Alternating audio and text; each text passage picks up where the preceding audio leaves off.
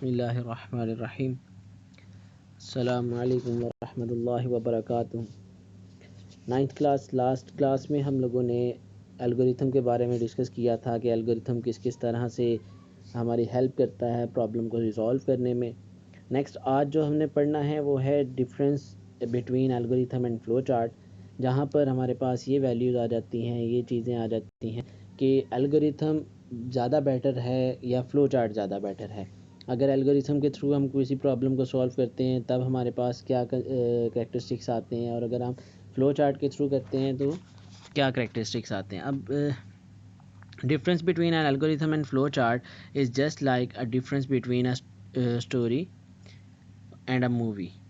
Means के अगर हम एल्गोरिथम लिखते हैं तो मीन्स के वो डायलॉग्स लिखे हुए हैं सारे के सारे, और अगर मूवी देखते हैं तो वो प्रॉपरली एक्शन परफॉर्म करके एक्चुअल ऑपरेशन जो है वो परफॉर्म करके दिखाए जाते हैं। मीन्स डायग्रामेटिकली और ग्राफिकली अगर हम देखें तो वो ज़्यादा बेटर है, ज़्यादा बेहतर है अंडरस्टैंड करना as compare to written work. So उसी की यहाँ पर बात have studied that the flowchart is a graphical representation of the process to solve a problem, but an algorithm is writes these same steps in a human understanding language। यानी ऐसी language में लिख लेना कि ह्यूमन इजीली अंडरस्टैंड कर सके। और flow chart जो है वो एक ग्राफिक रिप्रेजेंटेशन है, यानी उसको देख कर भी अंदाज़ा हो जाता है कि कब कहाँ क्या प्रोसेस किया जा रहा है। डिसएडवांटेज ऑफ फ्लो चार्ट जो हैं वो क्या है? More time is required to draw flow chart. अच्छा खासा टाइम चाहिए आपको फ़्लो चार्ट ड्रॉ करने के लिए।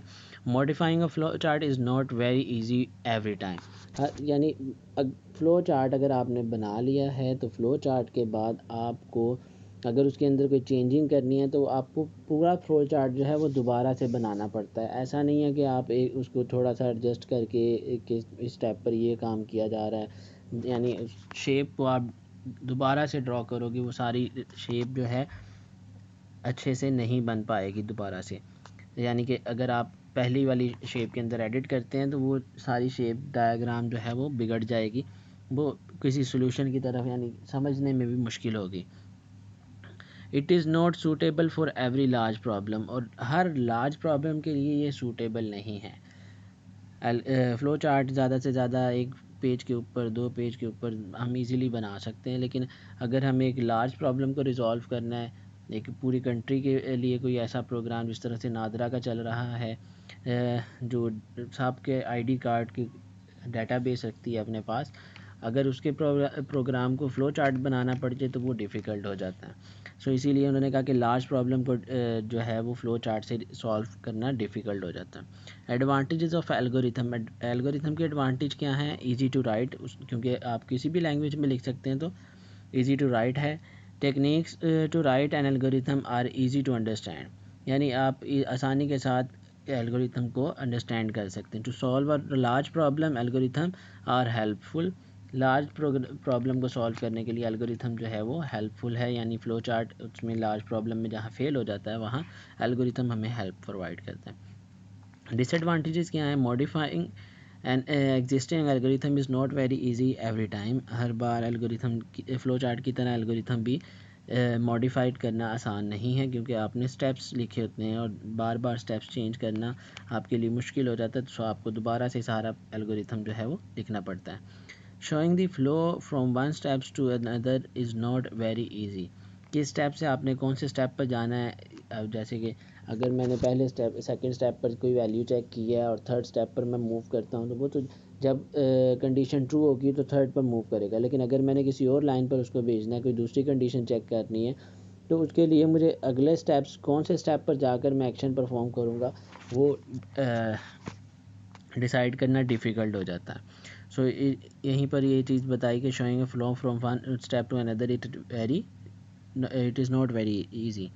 और uses of go to mark makes it difficult to identify errors. कौन से स्टेप पर आपने कौन सी एक्शन को कहाँ से कंट्रोल को ट्रांसफ़र किया था, ये भी अंडरस्टैंड करना डिफ़िकल्ट हो जाता है।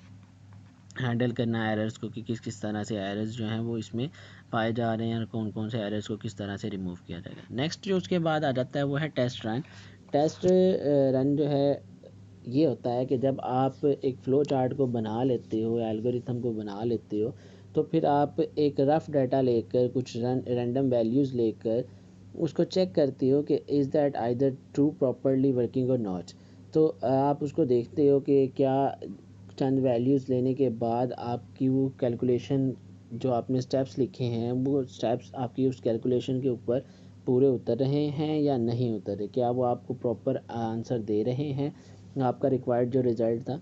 सो चंद एक जो है वो टेस्ट रन के लिए टेस्ट डाटा लेकर आप उसको चेक करते हैं। और जो ये प्रोसेस है कि एल्गोरिथम को चेक करना, इस प्रोसेस को कहते हैं डेस्क चेकिंग। मीन्स कि checking and working of algorithm on a paper on a chart is known as desk checking for some test data। ठीक है।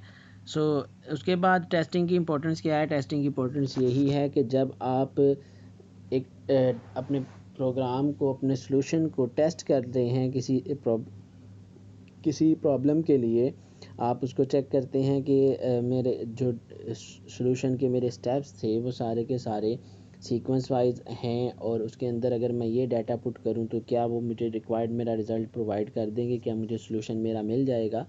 तो अगर तो वो चंद डाटा के लिए ठीक है, फिर आप उसके लिए फ़र्दर प्रोसेस करेंगे, फ़र्दर उसको प्रोग्राम की फॉर्म में लेकर आएंगे ताकि डिफरेंट प्रॉब्लम कंप्यूटर्स पर उसको रिज़ॉल्व किया जा सके, एक प्रॉपर चैनल के थ्रू, एक प्रॉपर सॉल्यूशन के थ्रू, एक प्रॉपर प्रोग्राम के थ्रू आप उसको फिर इम्प्लीमेंट करते हैं। ठीक है। और testing is essential two point out the defects and errors made during finding a solutions of some problems. It helps in improving a solution. If one solves a problem and someone else use that solution to commercial purpose, then the commercial activities depends upon the correctness of that solution. For example, if we develop a solution of finance management and some banks start using it, then any error in that solutions may result in a financial loss. So testing is important for a solution। तो यहाँ पर उसकी importance बताई गई है कि कितना important है टेस्ट करना, कि अगर आपने उसको प्रॉपरली बनाया है और बिना टेस्ट के आपने लॉन्च कर दिया है, तो उसका नुकसान ये होगा कि अगर आपने किसी फाइनेंशियल कंपनी को दे दिया है तो उसका लॉस हो सकता है। वो लॉस किस फॉर्म में हो सकता है? वो लॉस फाइनेंशियल फॉर्म में हो सकता है कि अगर आपने जस्ट एग्जांपल कि अगर 0.50 पैसा भी जो है वो डिटेक्ट हो रहा है, आपने उसको उस वैल्यू को इग्नोर कर दिया कि कोई बात नहीं, खैर है, तो अगर आप पूरे साल का उसका टर्नओवर निकालें तो वो अच्छी खासी वैल्यू बन सकती है। ठीक है। सो इसलिए टेस्ट करना लाजमी है कि क्या वो करेक्ट आंसर देगा या नहीं देगा। ठीक है। सो नेक्स्ट नीचे कुछ एग्जांपल्स दी हुई हैं टाइप्स ऑफ टेस्ट डाटा के, किस किस तरह से आप उसको टेस्ट कर सकते हैं। ठीक है। फिर इसके बाद हम लोग पढ़ेंगे वेरिफिकेशन एंड वैलिडेशन इंशाल्लाह अज़ीज़ नेक्स्ट क्लास में। सो ये डाटा की कुछ टाइप्स हैं, जिसमें valid test data, invalid test data, boundary test data values, wrong data formats और एब्सेंट डाटा। ये सारी की सारी आप अपने नोट से कंसर्न कर लीजिएगा। और ये डिफरेंट टाइप्स है जिसमें किस किस तरह के डाटा हम टेस्ट के लिए यूज़ कर सकते हैं, कि कौन सा डाटा हमारा ठीक है, कौन सा डाटा हमारा जो हमारे रिज़ल्ट को ख़राब कर सकता है। ठीक है। इंशाल्लाह अज़ीज़ अगले क्लास में हम वैलिडेशन और वेरिफिकेशन पढ़ेंगे। अपना और अपने प्यारों का ख्याल रखिएगा। अल्लाह हाफ़िज़।